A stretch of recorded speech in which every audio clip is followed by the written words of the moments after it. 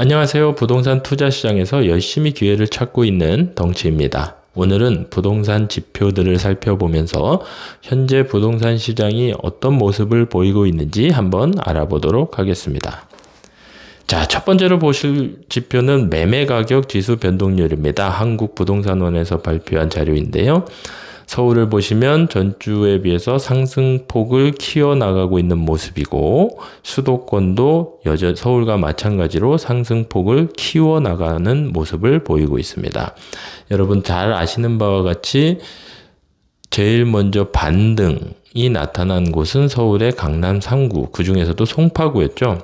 송파구를 시작해서 강남 3구가 상승을 하게 되었고, 그 옆 동네인 강동구, 그 다음에 동작구도 상승을 나타난 모습을 우리는 보았습니다. 똑똑히 보았죠? 그 다음에 강북으로 넘어가서 용산구가 상승을 하였고, 그 옆 동네인 마포구, 성동구도 현재 상승을 한 모습입니다. 이러한 내용은 한국부동산원에서 발표한 자료를 보아도 알 수 있는데요.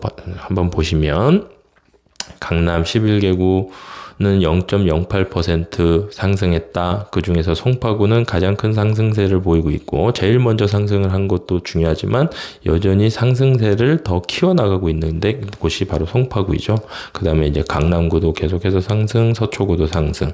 그 상승세가 그 다음 입지 순서인 마용성으로 옮겨갔을 뿐, 강남에서 현재 관악구로 금천구 같은 경우에도 아직 하락은 하고 있지만 그 하락세가 거의 줄어들었고 보합권으로 진입하였다라고 말할 수 있을 정도네요. 그 다음에 강북에는 말씀드린 것처럼 마포구도 상승, 그 다음에 노원구도 상승했고, 용산구, 성동구는 그 전에 이미 상승세로 돌아선 지역이죠.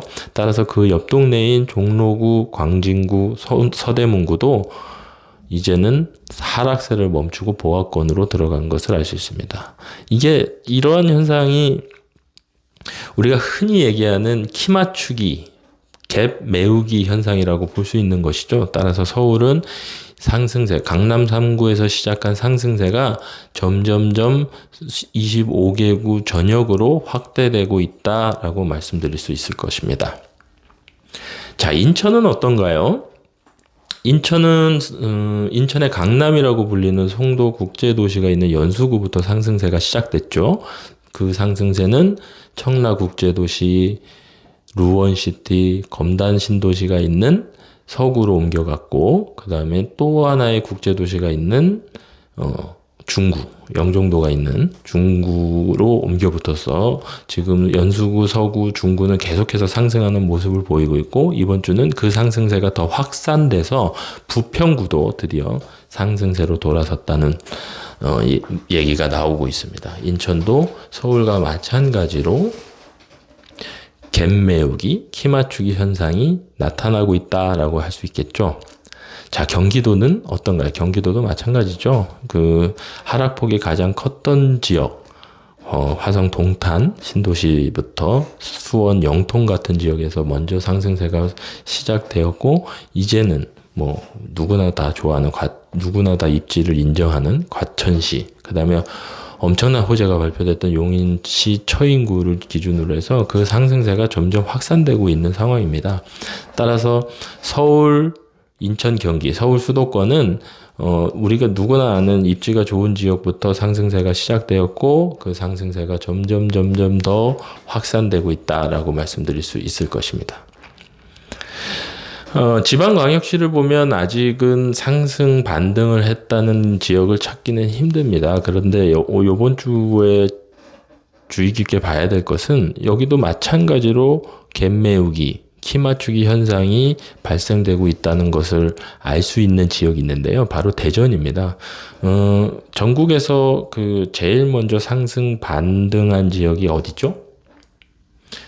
예, 세종시죠. 그래서 세종시는 이번 주도 상승세를 확대하면서 계속해서 상승을 하고 있고, 그래서 세종이 계속해서 상승하는 모습을 보이니까 그 세종하고 가장 영향을 많이 주고받는 지역인 대전광역시도 이제 하락세를 멈추고 보합권 10%로 찍혔잖아요. 보합권으로 진입한 것을 알 수 있습니다.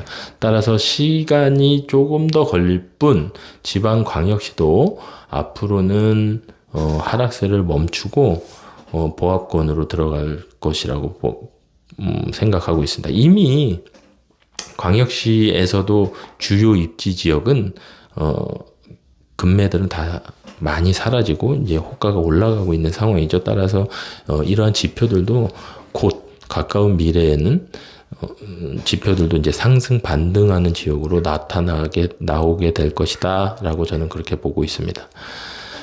전세는 어떤가요? 아직 요즘에 가장 큰 이슈죠. 그 전세 역전세난, 깡통전세 뭐 해서 엄청나게 큰 이슈들이 있었고 뭐 전세 사기 사건도 물론이고요. 그래서 이러한 이슈로 인해서 하반기 매매 가격이 더 크게 상승할 수는 없을 것이다. 아니 상승은커녕 하락할 것이다 라는 의견도 많은 것도 사실입니다. 그런데 중요한 것은 이러한 전세 가격도 물론 아파트에 국한된 일이긴 하지만 이미 서울은 반등을 했습니다. 여기 지표에서도 물론 지난주에 비해서 그 상승 폭은 줄어들었지만 어쨌든 상승세를 서울에서 이어가고 있고 그 상승세가 지금 수도권으로 옮겨 붙어서 이제 수도권도 하락을 멈추고 보합권으로 들어간 모습을 볼 수 있습니다. 한 가지 특이할 만한 것은 예전에 과거의 부동산 시장에서 우리가 알고 있는 사실은 전세 가격이 먼저 상승을 하고 그 전세 가격이 매매 가격을 올려서 매매 가격이 상승한다라고 우리는 흔히 알고 있지만 이번 시장에서는 특이하게도 매매 가격이 먼저 상승을 했고 그 다음에 전세 가격이 그 뒤를 따라가고 있다라고 할 수 있겠죠.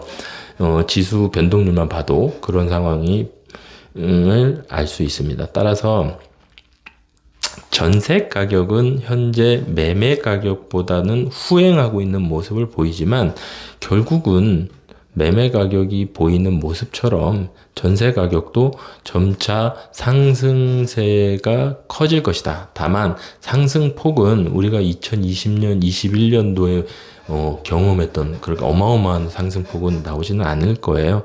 왜냐하면 다주택자들이 뭐 매매 가격 같은 경우에는 다주택자들의 참여할 수 있는 시장이 아직은 아니고 그다음에 전세 시장에서도 아직도 여전히 금리 변수가 있고 금리는 높은 상황이기 때문에 뭐 물론 한 6개월 전보다는 금리가 엄청나게 많이 떨어졌다라고 하지만 아직도 3% 후반, 4% 초반대의 이자율을 보이고 있으니까 더 떨어지지 않는 이상 전세 가격이 뭐 급등하지는 않을 것으로 저는 보고 있습니다.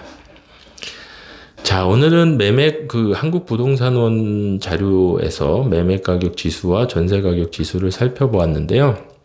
앞으로 매주 중요한 이슈나 이런 것들이 있으면 영상으로 제작해서 만나 뵙도록 하겠습니다.